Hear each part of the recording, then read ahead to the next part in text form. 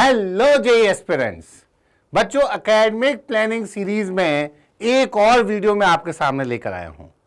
पिछले वाले केमिस्ट्री के वीडियो में आपने complete road map for physical chemistry देखा था, तो आज हम लोग बात करेंगे complete road map for inorganic chemistry.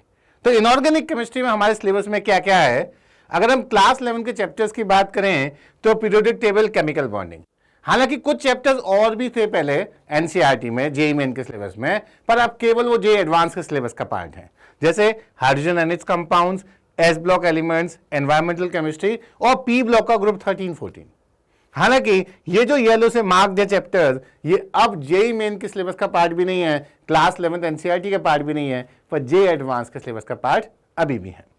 Class 12 chapters की बात करें तो coordination compounds, DNA block elements, qualitative analysis जिसको आप सॉल्ट एनालिसिस भी बोलते हैं, और मेटलर्जी, और साथ में पी ब्लॉक के ग्रुप 13-14 के बाद 15 to 18 वाले एलिमेंट्स। तो बेसिकली जो येलो में आपके मैंने हाईलाइट किए हुए चैप्टर्स, ये अब केवल जे एडवांस के सिलेबस का पार्ट है। पी ब्लॉक का बहुत इंट्रोडक्टरी पार्ट, बहुत छोटा सा इंट्रोडक्टरी पार्ट अब जेईई मेन सिलेबस का पार्ट बना हुआ है। अब हम लोग समझेंगे कैसे कैसे चैप्टर्स पे हमें आगे बढ़ना है। कुछ चैप्टर्स जिसको हम बोलते हैं जिसमें अंडरस्टैंडिंग एस्पेक्ट ज्यादा है, कनेक्शन ऑफ कंसेप्ट्स बहुत है, जैसे periodic table, chemical bonding, coordination compound. ये वो चैप्टर्स जिसमें लॉजिकली चीजें ज्यादा चलेंगी, उतना फैक्चुअल पार्ट नहीं है। हालांकि एक और बात है जहां पर इसको मैं फैक्चुअल पार्ट बोल रहा हूं, hydrogen and it's compounds. Block chemistry में चाहे आप एस ब्लॉक एलिमेंट्स की बात करें, पी ब्लॉक एलिमेंट्स की बात करें, डीएनए ब्लॉक एलिमेंट्स की बात करें, qualitative analysis, metallurgy, environmental chemistry, ये सारे वो चैप्टर्स हैं जो कि काफी हद तक फैक्चुअल भी हैं। और इसके एरिया में मैं आपको बता दूं, NCERT becomes very very important. ये बहुत इंपॉर्टेंट हो जाता है, क्योंकि बिना एनसीईआरटी कवर अप किए इस चैप्टर को आप मान के चलिए कभी भी आप कंप्लीट नहीं पाएंगे। अब हम लोग लास्ट 5 इयर्स का जेईई मेन एग्जामिनेशन का वेटेज देख लेते हैं इनऑर्गेनिक केमिस्ट्री के लिए। ऐसे हम बात करें तो कोऑर्डिनेशन केमिस्ट्री और केमिकल बॉन्डिंग काफी अच्छे परसेंटेज में आया है। हालांकि P block elements, periodic table, metallurgy, environmental chemistry, S block elements, D block elements, hydrogen and it's compounds, quantum numbers, salt analysis और एफ ब्लॉक एलिमेंट्स, ये सारों का वेटेज मैंने आपको दिया हुआ है लास्ट 5 इयर्स वाला।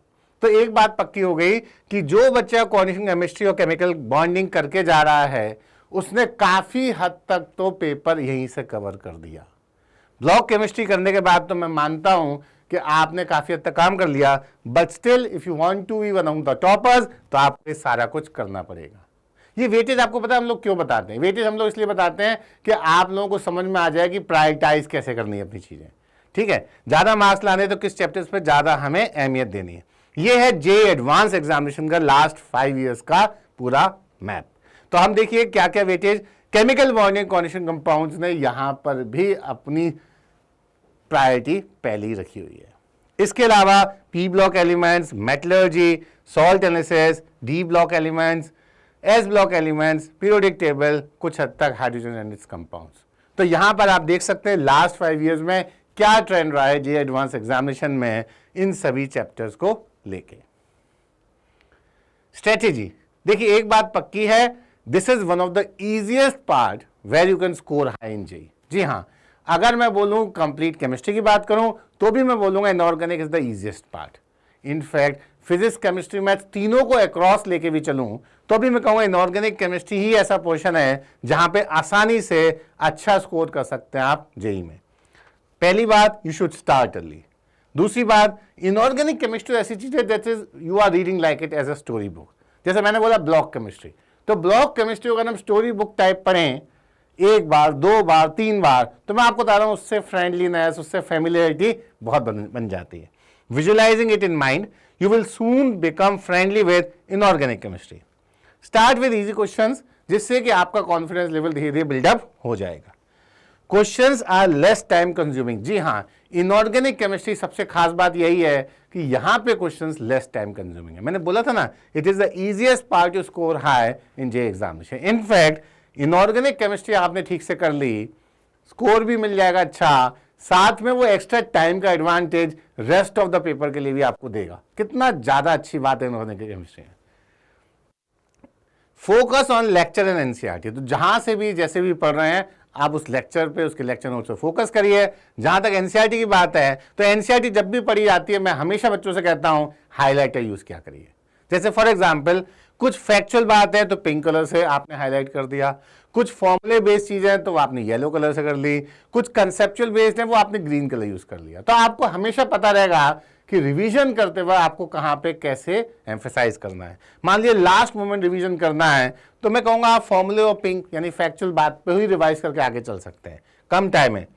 रीड एंड रिकॉल टेक्निक्स, जी हाँ, बार बार कई सारी प्रोसेसेस आएंगी, कई सारे आपके सिलेक्ट मैन्युफैक्चरिंग प्रोसेस, ये वो सारी चीजें आएंगी, वो सारी की सारी कैसे आएंगी, रिकॉल करके, रीड करके, बार बार रिकॉल करेंगे तभी मेमोराइज कर पाएंगे।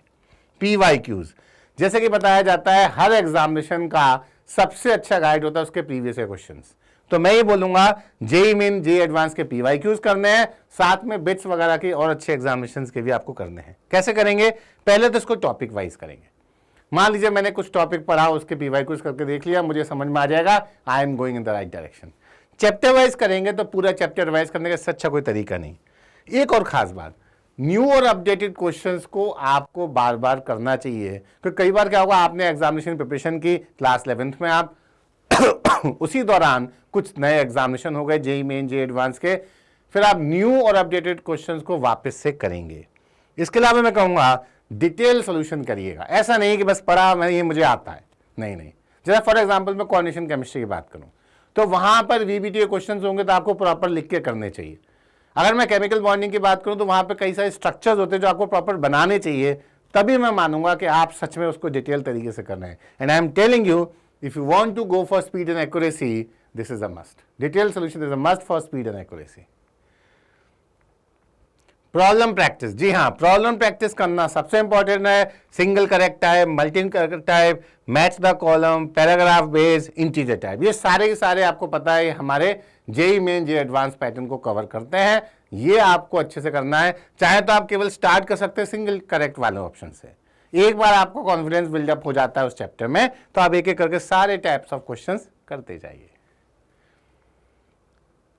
अब प्रॉब्लम प्रैक्टिस पहली बार होगा तो फर्स्ट प्रैक्टिस में you have to solve it properly with no time frame till you get the final answer. मैं आपको बता रहा हूं, पहली बार प्रैक्टिस में आपको मेनली क्या ध्यान में रखना है कि मुझे अपना चैप्टर की प्रॉपर लर्निंग करनी है। वहां पे आपको टाइम ज्यादा भी लगेगा, आपको इसकी चिंता नहीं करनी, क्योंकि शुरुआत में किसी भी चैप्टर को करने में हमेशा टाइम ज्यादा लगता है। पर जैसे ही आप सेकंड प्रैक्टिस में आएंगे तो मैं कहूंगा थोड़ा सा माइल्ड रिवीजन करिएगा, टाइम बाउंड प्रैक्टिस कीजिएगा। टाइम बाउंड प्रैक्टिस करेंगे और सेम टाइप के आप क्वेश्चंस वहां पे करेंगे, मैं आपको बता रहा हूं आपको ज्यादा फायदा होगा। तो इनफैक्ट मुझे कहना चाहिए यहां पे टाइम बाउंड प्रैक्टिस, ठीक है। थर्ड प्रैक्टिस, ये तो मैं बोलूंगा पूरा कंप्लीट ओवरव्यू लीजिएगा चैप्टर का, बहुत जल्दी से रिवीजन करिएगा। यहां पर भी टाइम बाउंड प्रैक्टिस होनी चाहिए। और यहां पे मैं आपको राय दूंगा केवल एक ही चैप्टर क्वेश्चंस नहीं करने, अब मिक्स टाइप ऑफ क्वेश्चंस करने हैं, थोड़े यहां से थोड़े वहां से, सब मिक्स करके, तो बेसिकली और आपका रियल टेस्ट ऑफ स्ट्रेंथ होगी। तो ये हो गया तरीका कि हमें प्रॉब्लम प्रैक्टिस कैसे करनी है। अच्छा, एक और खास बात, analysis after each practice with improvement plan. तो हर प्रैक्टिस के बाद एक इंप्रूवमेंट प्लान आपको बनाना है। मतलब टेस्ट दिया, जी हाँ, उसकी एनालिसिस की, कौन से क्वेश्चंस गलत हुए, क्यों गलत हुए, मुझे अब इसको इंप्रूव करने के लिए क्या करना है। सपोज मैंने कहा कि मेरे P ब्लॉक के क्वेश्चन थोड़े से ज़्यादा गलत हो गए, समझ में आया क्यों हुआ? अरे कुछ चीज़ें ऐसी हैं जो मैंने याद नहीं की है, ठीक है। अब हमारा काम है इम्प्रूवमेंट प्लान का कि हम उन सारी चीज़ों को वापस से याद करेंगे और फिर हम उसके बेसिस पे एक और टेस्ट देंगे केवल P ब्लॉक का, टू रियलाइज कि हमारा इंप्रूवमेंट कितना हुआ। Periodic table, this is first and very important chapter. You should be thorough with all the trends, radius, ionization energy, electronegativity, etc. And when you go up and down the group. तो basically क्या है, ये सारी जो properties हैं, इसका एक trend होता है। When you go down the group, when you go across a period, ये सारी चीजें आपको अच्छे से ध्यान रखनी पड़ेंगी ट्रेंड्स के बारे में। इनफैक्ट इस चैप्टर में खास बात होती है इसके एक्सेप्शंस। तो remember the exceptions of periodic trends well and get the logic behind each. उन सब के पीछे कुछ ना कुछ लॉजिक होगा, वो अच्छे से आपको करना पड़ेगा। तो ये तरीका है पीरियोडिक टेबल को अच्छा करने का। अब chemical bonding, very important chapter. जैसे कि हमने देखा था, इसका वेटेज भी ज्यादा है, चाहे जेईई मेन एग्जामिनेशन हो, चाहे जेईई एडवांस एग्जामिनेशन हो, और in fact this is the backbone of entire chemistry. Very important, has a good weightage, purely understanding based. सबसे अच्छी बात है पूरा लॉजिकल है, बहुत फैक्ट्स नहीं है, ज्यादातर चीजें लॉजिकल हैं, कनेक्टेड हैं, एक दूसरे को करते करते करते आप पूरा चैप्टर इजीली समझ जाएंगे। फिर भी मैं कहूंगा keep this topic crystal clear, इस टॉपिक को बहुत क्लैरिटी के संग करना है आपको। Have a good grasp on hybridization, valence bond theory, VSEPR and molecular orbital theory, ये इसके इंपॉर्टेंट पार्ट्स हैं। Have the art of drawing structures, तो ये स्ट्रक्चर जब बनाए जाते हैं लुईस ड्रॉ स्ट्रक्चर्स वगैरह, ये भी आपको एक बार ढंग से बनाने आने चाहिए, तभी आपकी केमिस्ट्री आसान होगी। Must learn some very important concepts like hydrogen bonding and dipole moment. जी हाँ, वो टॉपिक्स हैं जिसके अराउंड क्वेश्चंस जेई में, खासतौर से जेई एडवांस में खूब पूछे गए हैं। मेरी आशा है आगे भी पूछे जाते रहेंगे। कोऑर्डिनेशन कंपाउंड्स, ये भी बहुत इंपॉर्टेंट है चैप्टर, आपको पता है इसकी वेटेज काफी ज्यादा है, चाहे जेई मेन एग्जामिनेशन हो चाहे जेई एडवांस एग्जामिनेशन हो। ये भी प्योरली अंडरस्टैंडिंग बेस्ड है, इसके सारे टॉपिक्स को क्रिस्टल क्लियर कीजिएगा। इसके लिए मैं आपको बोलूंगा nomenclature, isomerism, VBT, CFT, electronic configuration, colour of compounds, ये सारे ऐसे टॉपिक्स हैं जिसके क्वेश्चंस खूब आए हैं, ये इसका मेजर इंपॉर्टेंट टॉपिक्स हैं। लर्न ऑल एक्सेप्शंस, इसमें एक खास क्वेश्चन ही यही है कि आपको एक्सेप्शंस पता रखने हैं। एक्सेप्शंस में कहाँ ऊपर नीचे हो रही चीजें हैं, इस पे बेस्ड क्वेश्चंस आते रहते हैं। And important complexes, name and properties, बहुत सारे स्पेशल नेम्स हैं, वो भी आपको याद रखना पड़ेगा, उनकी प्रॉपर्टीज याद रखनी पड़ेगी। मस्ट रीड फ्रॉम एनसीईआरटी, तो इस चैप्टर के लिए हम बोलेंगे NCERT is a must. Hydrogen and it's compounds, this is also must read from NCERT. Important compounds like H2O, D2, H2O2 etc. उनकी प्रॉपर्टीज और यूजेस, ये मेन खास बात है। हार्डनेस ऑफ वाटर, जी हाँ, हार्डनेस ऑफ वाटर पे question एक तरह से देखा है, ये फेवरेट टॉपिक है, ये इस पे क्वेश्चन हमेशा आता है जेई मेन, जेई एडवांस में, इस पे थोड़ा सा ज्यादा ध्यान दीजिएगा। रिएक्शंस, इसमें क्या है, कई सारे रिएक्शंस आएंगे जिनको आपको याद रखना पड़ेगा, कुछ कंसेप्चुअल वे में आपको चलना होगा। Block chemistry, this is very important, इसका अच्छा खासा वेटेज है, काफी बड़े एक्चुअली है भी ये, मोस्टली थ्योरेटिकल। इसके लिए भी बोलेंगे must read from NCERT. Learn important compounds, properties, trends, colour, electronic configuration, ये सारी चीजें आपको इसमें करनी पड़ेंगी, सारी ब्लॉक केमिस्ट्री में।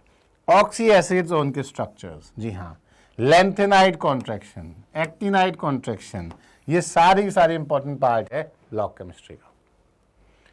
रिएक्शन, फिर से मैं बोलूंगा सारे रिएक्शंस याद करने हैं, कंसेप्चुअल में उसको कनेक्ट करना है, और एक ब्लॉक में कोई रिएक्शन पढ़ेंगे उसका कनेक्शन आपको दूसरे ब्लॉक में मिल ही जाएगा।